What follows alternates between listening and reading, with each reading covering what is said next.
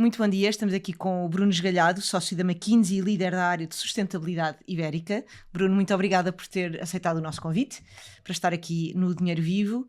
Estamos a falar de sustentabilidade, que parece assim uma palavra que está muito na moda, não é? Agora. Mas que Portugal tem um caminho muito longo já feito, ou no qual Portugal já tem um caminho muito longo feito. E eu gostava de começar exatamente por aí. Parece para algumas empresas que é uma coisa que está a começar agora, não é? Estamos todos mais atentos a isto, até por uma quantidade de variáveis, nomeadamente aquilo que são regras e objetivos do desenvolvimento sustentável. Mas se eu lhe pedisse, assim, de uma forma muito resumida, nos pudesse dizer onde é que está Portugal neste caminho da sustentabilidade, o que é que escolheria, assim como soundbite, se quisermos? Muito bem. Para nos animarmos, claro. espero eu. Margarida, obrigado pelo convite e por estar aqui a falar sobre um tema que é tão importante e tão relevante para Portugal. Eu acho que a resposta é: estamos a meio caminho. Se nós olharmos para aquilo que Portugal tem feito nos últimos anos, e tem feito muito, há muitos progressos notáveis, nomeadamente ao nível do desenvolvimento renovável, ao nível de redução dos gases de emissões de efeito estufa, ao nível da redução do preço da energia para clientes residenciais e para clientes industriais. Portanto, há muito progresso que foi feito, mas ainda há muito para fazer. Se nós pensarmos, houve uma análise que eu vi há pouco tempo que comparava o progresso de sustentabilidade de Portugal versus outros países da União Europeia. Portugal estava a meio da tabela, estava em 15º lugar, num total de 29 países. Que é bom, mas ainda se pode fazer mais. E na McKinsey, onde eu lidero a prática de sustentabilidade, como a Margarida referiu, nós fizemos uma análise, fizemos um indicador que é o índice de industrialização e transição energética para Portugal.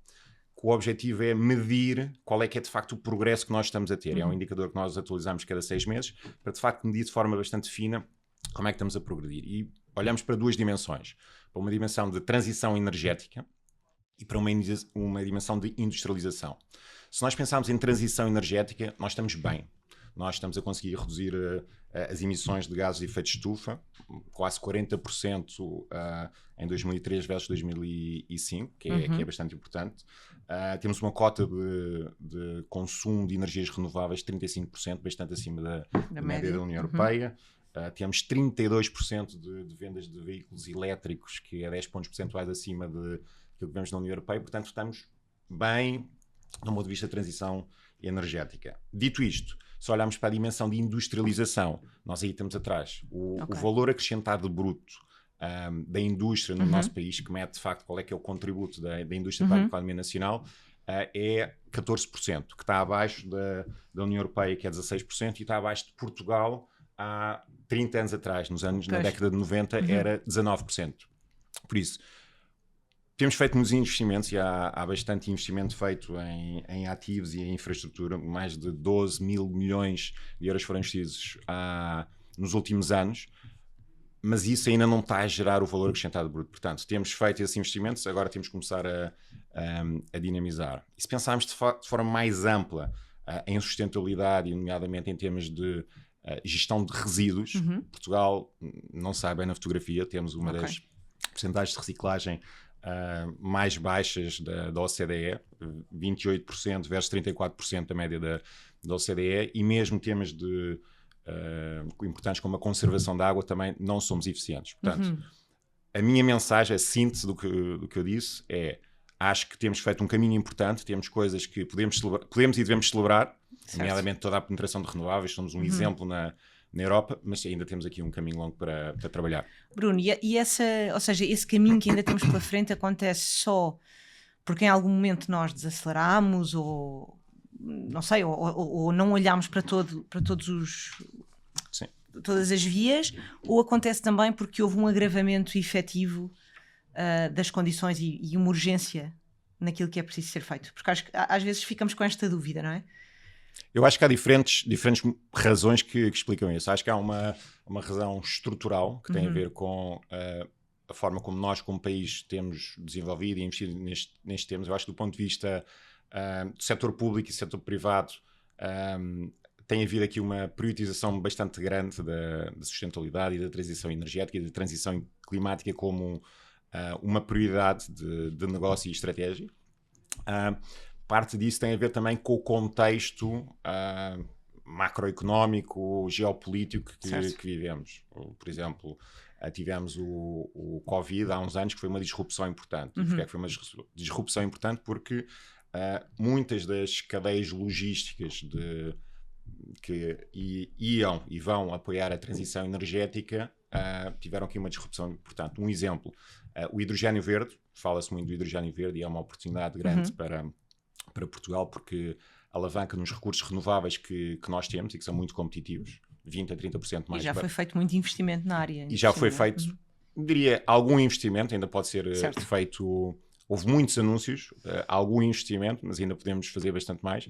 Agora, o facto de nós termos tido o Covid com todas as disrupções que isso criou nas cadeias logísticas fez com que, por exemplo, os produtores de eletrolisadores, que é uma componente fundamental para a produção do hidrogênio verde, não tivessem a capacidade de escalar a produção como podiam. Certo. Isso fez com que não se obtivesse as economias de escala que era suposto e não se conseguisse produzir o hidrogênio a um custo tão competitivo como se pensaria. Portanto, isso tudo fez com que se atrasasse o desenvolvimento dessa indústria como se esperava antes do Covid. Isto para dar um exemplo. Depois há motivações que têm a ver com o desenvolvimento tecnológico. Há tecnologias que se têm estado a desenvolver bastante rápido. Por exemplo, todos os sistemas de painéis solares têm tido aqui um desenvolvimento muito grande e a penetração em Portugal de energia solar, seja centralizada, que é aquela que é para verter na rede, seja a descentralizada, que são as instalações que se faz em indústrias ou na casa das pessoas. Também tem tido aqui uma aceleração importante. Dito isto, há outras tecnologias que têm tido uma mobilização mais lenta do que esperado. Por exemplo, baterias é uma tecnologia que vai ser muito importante no futuro, ainda tem que desenvolver para ter mais competitividade. Portanto, desculpe, e é uma questão, não é? A questão das baterias. Vamos ter de lá ir. Sim. A culpa foi sua. Porque fala-se muito desta questão dos carros elétricos. O que nós temos visto, por exemplo, e isto é uma pergunta um bocadinho ao lado, mas para também acho que é importante percebermos como é que se olha. Há uma questão relevante na questão dos automóveis elétricos, tem sido uma aposta de muitas empresas, mas também temos visto um retrocesso. E eu recordo, por exemplo, um caso, é o caso da Volvo, que anunciou que até 2030 toda a sua frota seria elétrica. Foi um anúncio que fez há 2 anos e no ano passado, em 2024, já disse, não, afinal não, vamos adiar esses planos e vamos pensar a mais médio e longo prazo. Isto tem a ver também com a questão da tecnologia, com a questão de tornar as baterias são talvez a face mais visível destas dificuldades, não é? De perceber como é que se consegue não só prolongar a vida das baterias nos próprios automóveis, mas depois o que é que se lhes faz a seguir. Isto é um tema de que se deve falar ou é assim um grande elefante na sala? Às vezes parece para o cidadão comum, parece que é assim um elefante muito grande. Eu acho que é um tema importante falar. Não sei se é a fase mais visível, mas é uma fase visível e importante do que nós vemos em termos de transição energética. Eu acho que o exemplo que a Margarida deu reflete muito da dinâmica que nós vemos hoje em dia, que é qual é que é a importância e o compromisso que as empresas e a sociedade em geral dão à sustentabilidade. E o que nós vemos é que nos últimos 12 meses houve aqui eu não diria um retrocesso, mas uma inflexão no momento. Eu diria que até há 1 ano atrás havia aqui uma mobilização muito grande em torno da sustentabilidade e da transição energética como um imperativo inegociável, como algo que tem que acontecer e de forma urgente. Acho que nos últimos 12 meses, num contexto em que, do ponto de vista económico, geopolítico, houve muitas alterações, certo, muitas incertezas, muito risco, e com isso as empresas adotaram uma posição mais cautelosa. Conservadora. Conservadora, e eu acho que há 2 mundos. Há aquelas empresas que de facto veem a sustentabilidade como um compromisso estratégico importante e continuam comprometidas e continuam a ver isso como uma oportunidade, e na gênese desse compromisso está aqui também uma lógica de criação de valor. Claro. Qual é que é o valor que nós podemos criar, não só para a empresa, mas também para a sociedade. e depois há empresas que olhavam para a sustentabilidade um bocadinho como mais uma linha que tinham de preencher mais uma no linha seu que tinham de relatório, preencher, não é? um check naquilo que era a estratégia deles, sem que de facto fosse uma parte importante da sua estratégia.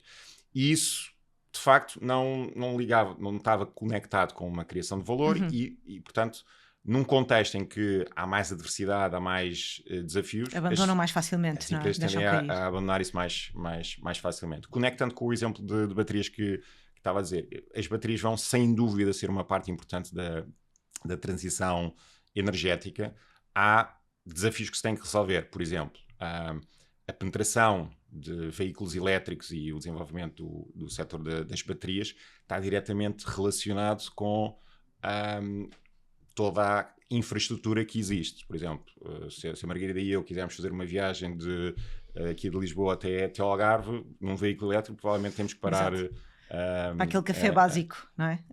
E carregar o carro. E carregar o carro. Agora a autonomia é cada vez maior, mas haver a infraestrutura de base que permita carregar os veículos elétricos com comunidade, com conforto e com uma capilaridade boa, é um passo que se tem que fazer. Portanto, há muitas pessoas que, perante a ausência neste momento dessa comunidade, não dão esse passo. Dito isto, eu acho que nós temos aqui evoluções muito importantes e desenvolvimentos muito importantes têm sido feitos. E temos, por exemplo, uma empresa portuguesa que é a PowerDot, que tem feito aqui investimentos muito importantes e notáveis a nível europeu nesta dimensão. E, portanto, eu acho que há aqui uma lógica de criação da infraestrutura de base que depois vai ser o catalisador da adoção destas tecnologias e destas oportunidades. Bruno, eu vou voltar um bocadinho atrás para depois virmos aqui às empresas. Falou das questões geopolíticas e falou dos últimos meses, e é inevitável, não é? Nós irmos a este tema. As mais recentes eleições nos Estados Unidos provocaram uma série de reações em cadeia, se pudermos dizer assim, tanto nos mercados como nas próprias economias que estão ligadas de alguma forma aos Estados Unidos. Uma das questões que ganhou mais protagonismo foi o abandono do Acordo de Paris por parte da nova administração americana, e isto é uma questão muito relevante. Já ninguém pensava que se pudesse abandonar o Acordo de Paris, como o Bruno dizia há pouco, era assim uma espécie de... Era um status quo, era óbvio que todos íamos cumprir o Acordo de Paris, quer dizer, talvez não o cumpríssemos, mas era óbvio que todos o tínhamos assinado e o íamos continuar a seguir. Era óbvio que todos os países estavam comprometidos neste caminho da sustentabilidade. Houve até um ligeiro acréscimo de esperança quando o Brasil mudou de administração e voltou a ser eleito Lula da Silva, que voltou a implementar uma série de medidas muito relevantes num país e numa economia tão grande e com tantos recursos como é o Brasil. Como é que nós olhamos para isto e quais são os riscos que temos aqui também neste caminho? Porque é muito engraçado ouvir, e para quem nos está só a ouvir eu vou fazer umas aspas com os dedos e avisar que estou a fazer umas aspas. Pode ser muito curioso, se quisermos, ouvirmos um presidente dizer que não faz mal usar palhinhas de plástico, os tubarões não terão problemas com elas, mas isto denuncia algo muito mais grave, não é? E como é que se olha para isto e que riscos reais nós temos aqui, de momento? Acho que é uma excelente pergunta e, enfim, há um contexto, de facto, geopolítico que a dia de hoje é diferente do que era há 6 meses atrás. Eu acho que se pensarmos naquilo que é a tendência de longo prazo, é importante reforçar que a transição climática, a sustentabilidade vão continuar a ser um norte, aqui, um caminho que a humanidade e os vários países vão seguir. E não há muito tempo, em novembro, na COP29, que se realizou em Baku, os países, mesmo antes do resultado das eleições, reiteraram o seu compromisso com a transição climática e reiteraram aquilo que foi o Acordo de Paris, nomeadamente o target, o objetivo de 1,5 graus de aumento de temperatura. E isso também, desculpa interromper, isso também era uma mensagem, não é? Porque já se sabia, sabia o resultado, já se calculava o resultado das eleições. Havia uma possibilidade do desfecho das eleições ser o que foi. ainda assim houve um compromisso importante dos países nesse sentido. Sobretudo num contexto em que 2024 foi o primeiro ano em que nós tivemos acima dos 1,5 graus. Certo. Portanto, isto em si mesmo já sinaliza que há aqui um desvio desse objetivo que está a acontecer, com as implicações que tem. Por exemplo, nós temos cada vez mais eventos climáticos extremos. Certo. Vemos recentemente, eu vivo em Espanha, portanto, em Espanha tivemos as cheias em Valência, que foi uma catástrofe grande. Mais recentemente, na Califórnia, nos Estados Unidos, os fogos devastaram aqui uma grande parte da Terra. As curvas estão a ficar maiores e mais portanto, próximas, não é? A frequência destes eventos é maior, ou seja, estes eventos sempre existiram historicamente, mas a frequência com que estão a acontecer, com que ocorrem é maior e, portanto, isso dá que pensar e reforça a necessidade de ação e de fazermos alguma coisa. Agora, a Margarida falou em riscos. Quais é que são os riscos que isso acarreta? Eu gosto de pensar qual é que é a oportunidade. Okay. Porque, enfim, sempre que há riscos, há também a oportunidade. É um reverso da moeda. E se pensarmos naquilo que os Estados Unidos tinham como incentivo ao desenvolvimento da transição energética no seu país, eles tinham um programa grande que era o Inflation Reduction Act, o IRA, que tinha como objetivo dar incentivos e dar aqui uma série de apoios às empresas para desenvolverem projetos nessa área nos Estados Unidos. Com enfim, a nova administração, houve aqui uma revisão disso e com isso muitas empresas europeias que estavam a pensar em investir nos Estados Unidos para desenvolver diferentes tipos de tecnologias e indústrias, reequacionaram esse investimento. Estão a pensar em investir na Europa, em diferentes países. Portanto, isso em si mesmo eu vejo como uma oportunidade para reindustrializar a Europa, para aproveitar e criarmos aqui uma base de ativos e diferenciação económica importante. Até porque, eu não sei se a Margarida leu do ano passado o relatório que o Mário Draghi escreveu sobre a União Europeia. E é um relatório bastante forte, porque a tese do relatório é que... Forte é uma palavra adequada, parece-me. A tese do relatório é que a Europa, como região, tem perdido competitividade nos últimos anos, tem perdido crescimento económico e, se extrapolarmos esta tendência para os próximos anos, vamos nos tornar irrelevantes no contexto macroeconómico global, o que é assim mesmo uma preocupação. E um dos caminhos que o relatório aponta é precisamente a descarbonização e investir na reindustrialização da Europa como uma forma de catalisar o crescimento e desenvolvermos mais crescimento na nossa economia. Ou seja, o que está a dizer é que podemos olhar para vamos olhar para o bright side, não é?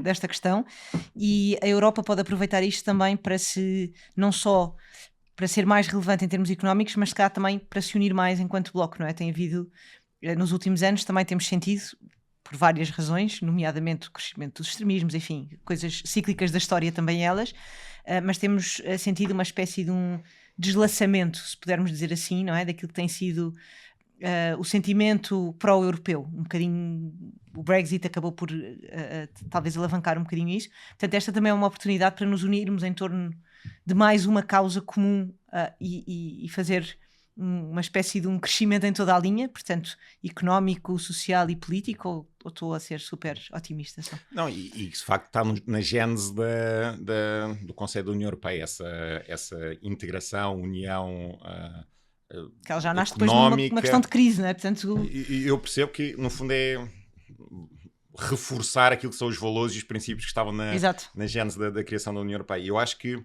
sobretudo num contexto geopolítico global, onde há uma cada vez maior regionalização, onde, enfim, as economias estão mais voltadas a si próprias, criar aqui um bloco económico coeso, integrado, unido, é importante. Até uma das discussões grandes que nós vemos a acontecer na Europa é uma discussão de a subsistência das cadeias de valor, ou seja, a autonomia das nossas cadeias de valor. Se somos capazes de, num contexto, por exemplo, de guerra, ter independência de outras regiões. Certo. Portanto, criarmos e desenvolvermos essa base, que necessariamente passa por uma maior integração, uma maior cooperação entre os países, vai ser importante. Por exemplo, todo o tema da guerra entre a Rússia e a Ucrânia afetou de forma muito importante toda o mix energético na Europa. Sim, obrigou a reajustar e claro, conseguiu-se, não é? Porque havia uma dependência muito grande da Rússia em termos de gás natural. Isso é válido para outros temas. Por exemplo, nós temos uma dependência muito grande da China em termos de painéis solares. Certo. A China é a produtora de mais de 95% dos painéis solares em todo o mundo. Portanto, nós, como região, enfim, em alguns setores estratégicos, não vamos conseguir fazer isso em tudo, mas em alguns setores estratégicos sermos capazes de criar essa independência e autonomia tecnológica, vai ser importante. E vamos, se calhar... Desculpa, eu perdi-me porque, entretanto, estávamos a falar antes desta conversa porque que o Bruno veio do Brasil recentemente. Sim. Uma das coisas que está a acontecer de momento é a cimeira Portugal-Brasil, e um dos temas é precisamente os acordos entre a Europa e o Mercosul. Que, finalmente, vamos ver se é desta que algumas coisas acontecem. Esta questão da sustentabilidade, por exemplo, pode colocar a Europa num papel mais de liderança quase deste processo, sobretudo nesta procura de parceiros estratégicos que já não são... Antes era muito óbvio, não é? Havia uma China a dominar, havia uns Estados Unidos a dominar. Sim. Vemos aqui algumas mudanças também nisto, e, por exemplo, parcerias como esta, se calhar de blocos que não seriam óbvios à primeira vista, mas que têm já confirmados, como é que se diz? Mais-valias concretas em algumas áreas, e a sustentabilidade é uma delas.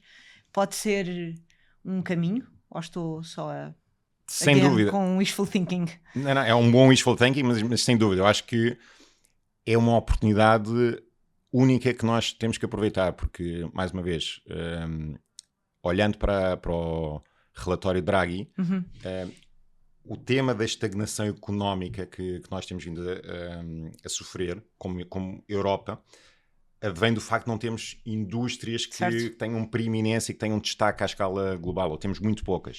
E, portanto, sermos capazes de criar e de reindustrializar a Europa para criar uma indústria, e a indústria de transição energética é sem dúvida uma dessas indústrias, ou tudo que esteja ligado à descarbonização, é importante. E até digo mais, a Europa pode ser um polo global importante nesta dimensão, mas a Península Ibérica e Portugal em particular podem assumir aqui um papel de destaque. Nós temos condições únicas e notáveis para o desenvolvimento de indústrias e de uma base tecnológica verde. Temos recursos renováveis únicos, temos mais de 300 horas de sol por ano, o que nos permite produzir energia renovável a 20-30% do custo do centro da Europa. Temos recursos eólicos também muito mais interessantes do que o resto da Europa. Temos, por exemplo, as maiores reservas de lítio da Europa, lítio que é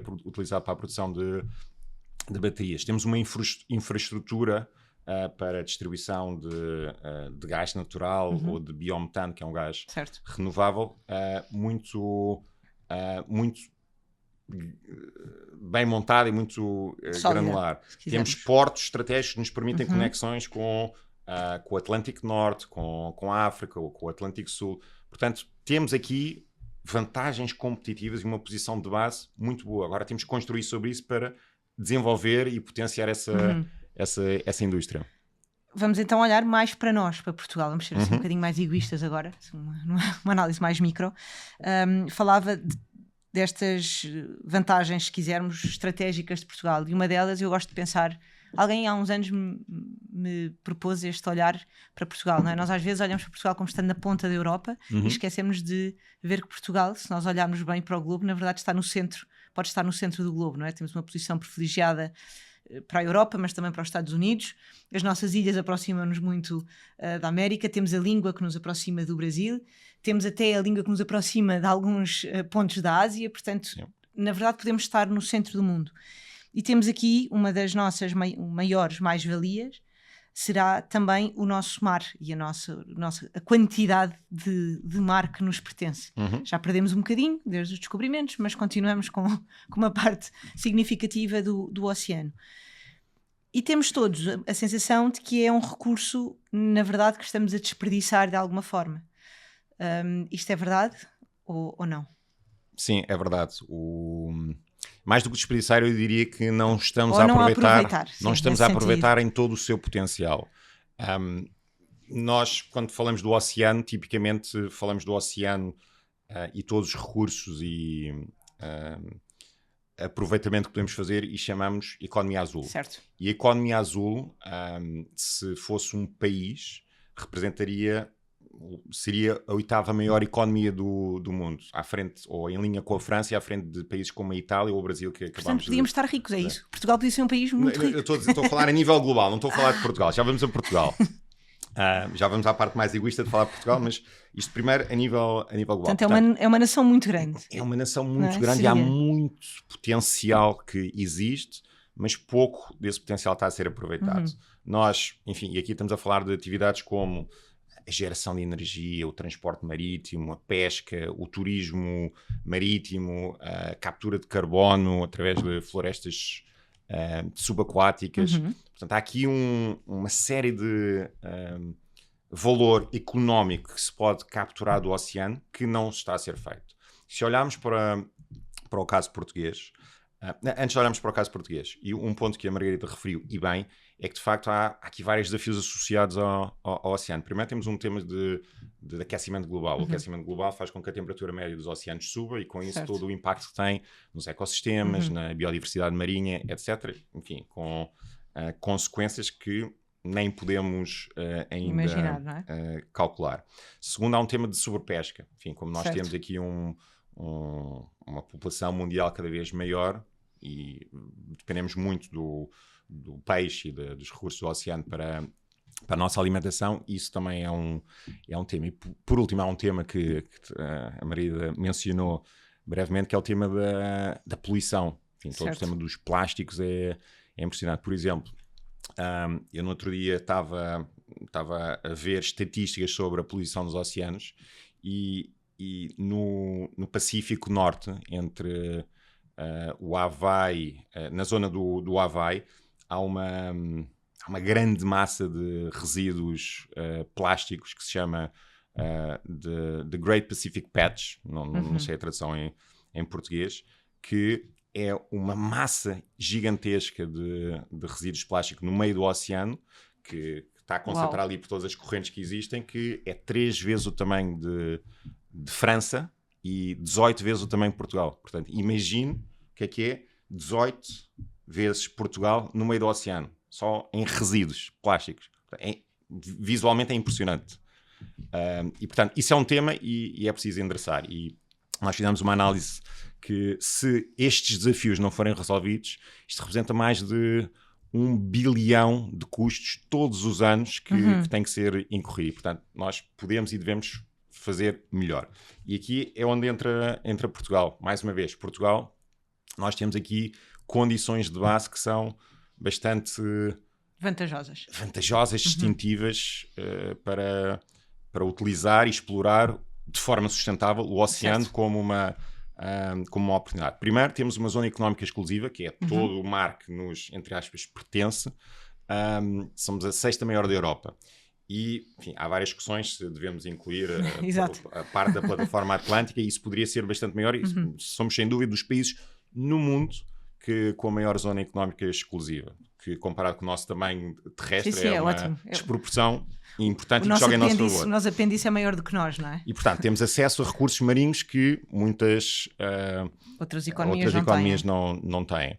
Segundo, temos um conhecimento científico muito grande. Temos mais de 3.000 especialistas e investigadores que têm, enfim, bastante conhecimento nestes temas. Temos universidades que têm currículos e que têm investigação bastante profunda neste tema. Temos uma infraestrutura também já estabelecida, temos biobancos que preservam todos os recursos marinhos, temos navios oceanográficos, temos centros de inovação e programas como o Colap, que potencia Certo. muito estes sistemas dos oceanos, e também temos acesso a financiamento que é sempre importante para catalisar e dinamizar este ecossistema. Temos o Blue Invest, temos o Portugal Blue, temos o Mar 2023 que potenciam o investimento nestas áreas. Dito isto... Então o que é que está a falhar? Pergunto eu. É a pergunta natural. Acho que nós podemos, mais uma vez, podemos e devemos fazer mais. Como título de ilustrativo. Nós temos uma das maiores zonas económicas exclusivas da Europa e do mundo. Apesar disso, nós não estamos a explorar os recursos na nossa zona económica exclusiva como devemos. Se não me engano, nós somos a terceira ou a quarta nação a explorar recursos do nosso mar. Antes de nós vêm ingleses, franceses e espanhóis, se não me engano. Portanto, temos navios de outras... Mas isso é porque nós somos muito simpáticos. Porque somos simpáticos, porque também não priorizamos não priorizamos a economia azul, na verdade? Não priorizamos como devemos, ou seja, podemos e devemos fazer mais. Eu acho que há muito que está a ser feito e há aqui várias iniciativas e vários programas que existem, mas acho que estamos ainda a fazer menos do que podíamos e há aqui bastante... Estamos a ser pouco ambiciosos, podemos dizer isso assim? Ou estamos só a ser cautelosos? Ou... Acho que estamos a ser cautelosos. Acho que o nível de ambição podia ser maior. Por exemplo, há vários programas que visam desenvolver a economia azul em Portugal e que muitos deles não falam entre si, não estão coordenados. Há muitos programas, muitas startups que às vezes beneficiariam de aqui uma maior integração. Portanto, trabalhar mais em conjunto, é isso? Sim, acho que este valor da integração e de termos aqui quase que um plano integrado e consistente e coerente faz muita diferença. Acho que conectado com isso, acho que temos de ter, a nível de ambição, criar políticas públicas que sejam ambiciosas e de facto coloquem Portugal na crista da onda, para fazer aqui uma metáfora. Segundo, temos que desenvolver aqui mais inovação e mais investigação e desenvolvimento, porque isto é um setor, ou é uma economia emergente, e portanto há muito que se pode desenvolver. Temos também que formar pessoas e desenvolver o talento, e temos também que criar infraestruturas, porque há muitos dos recursos que nós não exploramos do oceano, porque não temos a infraestrutura terrestre para acomodar e desenvolver tudo isso. No fundo estamos a falar de quase novas indústrias e novas áreas de negócio. Correto. Certo? Certo. Falava da questão da integração, ou deste trabalho mais em conjunto. Temos visto muitas empresas, falávamos disso também há pouco, quando falámos do setor automóvel, temos visto muitas empresas a apostar em novas tecnologias e em processos inovadores, precisamente para ir de encontro a todos estes desafios da sustentabilidade. Mas depois às vezes parece que falta alguma ação por parte do Estado também. Pode ser só uma sensação, mas era importante ou não que públicos e privados trabalhassem mais em conjunto. Eu sei que em Portugal toda a questão do trabalho público ou privado é sensível, sobretudo por algumas experiências que correram menos bem, mas genericamente aquilo que provam vários exemplos e que está mais do que colocado em folhas de cálculo, é que as parcerias público-privadas muitas vezes são efetivamente a solução em muitas áreas. E agora não vamos olhar para tudo o que foi feito, mas estou a perguntar concretamente se nesta área eram coisas que faziam sentido. Ou basta aquilo que o Bruno estava a dizer, que é políticas públicas, ou pelo menos questões que estejam na lei ou nos planos estratégicos, nos orçamentos do Estado, onde quisermos, que ajudem o setor privado a responder. É preciso haver mais integração público-privada ou não? Porque às vezes parece que andamos todos aqui a trabalhar sem juntarmos esforços de facto, e nós somos muito pequeninos, não é? Portanto, se nós não trabalharmos em conjunto, isto é capaz de não ser muito sustentável em termos de recursos. De eficiência. Sim, ou estou a pensar mal? Eu acho que desculpa, há aqui uma curva de maturidade das indústrias que são emergentes, que em si mesmo acarreta muito risco. O setor da economia azul é um setor que, como comentei, com imenso potencial, com imenso crescimento, mas as empresas que vão desenvolver negócios neste setor, muitas delas startups, porque é um setor emergente, têm muitos riscos, muitas incertezas, muitos temas que não controlam. Portanto, apesar de estruturalmente haver aqui crescimento e valor e lucro que estas empresas podem capturar, o caminho para lá chegar é um caminho tortuoso. É um caminho, não é? Portanto, convinha ter uma rede por baixo. Com riscos. Não quer dizer que não há empresas que não consigam chegar lá sem qualquer tipo de apoio público ou de qualquer outra público, seja do ponto de vista de regulação, seja do ponto de vista científico. Certo, não estamos a falar só de investimento público, estamos a falar das parcerias público-privadas. E de facilitar de alguma forma só esse caminho de inovação, não é? Ou não complicar. Quanto mais claridade, quanto mais transparência, quanto menos risco houver, mais se vai potenciar aqui um ecossistema empresarial, de startups e de inovação que vai surgir. Portanto, sem dúvida que o papel do Estado vai ser muito importante em criar esta clareza de regulação, esta clareza, as regras do jogo. No fundo, um ambiente que seja vantajoso e que seja... Não é vantajoso. Se for vantajoso, melhor, e obviamente que as empresas vão agradecer os incentivos que existem. Mas desde logo que existe aqui uma transparência sobre o que esperar neste setor e quais é que são as regras do jogo, que tipo de acesso é que estas empresas podem ter a recursos marinhos, podem explorar de forma aberta os nossos mares ou não, há cotas que têm que cumprir ou não. Ou seja, esta clareza é importante. Depois, há aqui uma integração e uma simbiose público-privada que é importante. Nós acreditamos que a criação de fundos público-privados pode ser muito interessante para estimular e desenvolver estas startups no setor, porque permite dinamizar e criar aqui uma dinâmica saudável que aproxima aquilo que são os privados que querem investir do setor público, que também quer criar aqui uma indústria, uma nova fileira económica para o país.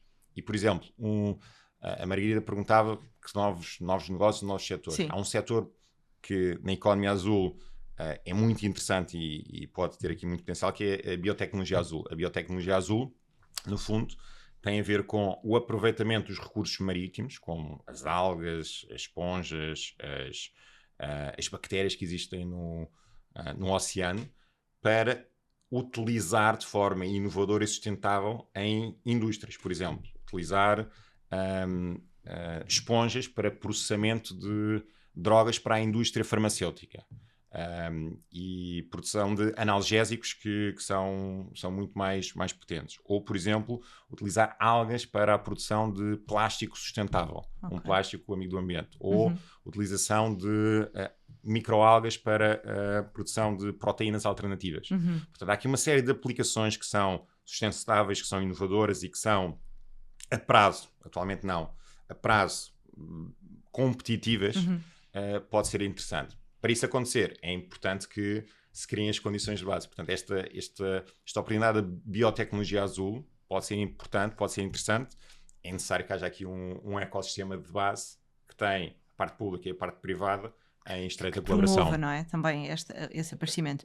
Bruno, estamos quase a ficar sem tempo, mas há aqui duas perguntas que eu ainda preciso lhe fazer. A primeira tem a ver com, na ótica do utilizador, com os receios inevitáveis. Quando falamos de economia azul, às vezes há pessoas, se calhar eu incluída, por desconhecimento, garantidamente, há receios de que se sobreexplore o oceano, não é? Falava no início da questão da sobrepesca, não é? Que é talvez, para nós é sempre muito visível, porque há sempre aquela altura dos Santos Populares ali em junho que nos dizem não vai haver sardinhas este ano porque já não podemos pescar mais. Isso é uma calamidade. É uma calamidade, sobretudo para as sardinhas. Mas há aqui um perigo de sobreexploração ou, na verdade, precisamente porque estas indústrias também são mais inovadoras e mais desenvolvidas tecnologicamente, é possível, naturalmente, e eu presumo que a resposta seja sim, acautelar tudo isto à partida. A resposta é sim, o risco de subexploração existe. Dito isto, nós temos a experiência de várias outras indústrias onde cometemos o erro de fazer essa subexploração e que no desenvolvimento deste setor é necessário cautelar. E por isso é que eu falava também da regulação e das regras e tudo. Há vários tratados internacionais sobre como explorar o mar. Há vários protocolos ou várias leis que existem a nível local que também permitem definir que recursos e como explorar esses recursos no oceano.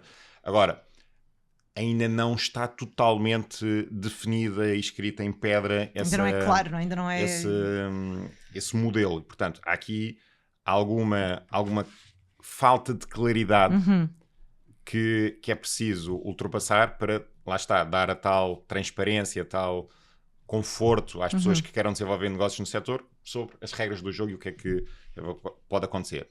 Dito isto, é uma preocupação dos governos, dos privados, evitar essa sobreexploração e utilizar os recursos do oceano de forma sustentável.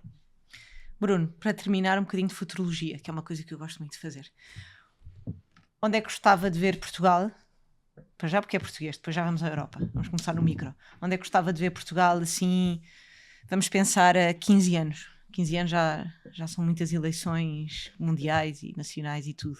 Mas olhando para Portugal, olhando para aquilo que são as potencialidades do país, olhando para as oportunidades que surgem agora, tanto em termos nacionais como europeus, onde nós estamos, num bloco onde nós estamos inseridos, daqui a 15 anos, imagino, tinha o cenário perfeito, tinha tudo a funcionar, a regulação, as políticas públicas, um contexto espetacular em termos de inovação. Onde é que acha que seria possível ver Portugal? Estou-me a rir porque esta semana respondi exatamente a essa pergunta com o meu filho. O meu filho teve um trabalho da escola em que Cá está. Que idade tem o seu filho? Tem 10 anos. Está a ver? Onde é que se vê daqui a 15 anos? E, portanto, as crianças fazem as melhores perguntas sempre. É verdade. Eu devia estar aqui ele. Eu acho, voltando ao ponto que eu estava a dizer, eu acho que Portugal tem um potencial enorme. Tem recursos de base únicos, distintivos e que permitem criar aqui uma nova fileira económica. Acho que há aqui 3 áreas onde Portugal, daqui a 15 anos, pode ser uma potência regional importante e mesmo global. A primeira é em temas de transição energética. Acho verdadeiramente que temos aqui um potencial do ponto de vista de renováveis, do ponto de vista de recursos renováveis que temos e podemos aproveitar. E sobretudo numa lógica de criação de valor acrescentado, ou seja, mais do que exportar a energia barata ou de exportar os recursos económicos, vamos utilizar esses recursos a nível nacional para criar indústrias de valor acrescentado. Isso leva-me ao segundo ponto, que é o potencial de reindustrialização. Temos um potencial de reindustrialização verde do país, com base naquilo que são a competitividade de renováveis que temos. Podemos criar aqui novas fileiras económicas, podemos criar aqui indústrias de químicos verdes, podemos criar aqui indústrias de aço verde, de fertilizantes verdes, de baterias, de mobilidade elétrica que vão, mais uma vez, permitir Portugal diferenciar-se e destacar-se ao nível da Europa. E, finalmente, acho que esta oportunidade que estamos a falar da economia azul é importante, é interessante e tem um potencial enorme que, se nós pudermos e soubermos aproveitar, vai-nos dar aqui uma vantagem competitiva e uma diferenciação económica importante a nível global. E quando nós olhamos para o mundo, não há muitos países que estejam, de facto, a aproveitar e explorar esta oportunidade do oceano e, portanto, acho que nós temos aqui uma janela de oportunidade que podemos aproveitar, mas é limitada. Essa será também a nossa maior contribuição para uma eventual aplicação do plano Draghi na Europa, ou Correto. seja, para ajudar a posicionar a Europa, acredito eu, como... Sem dúvida,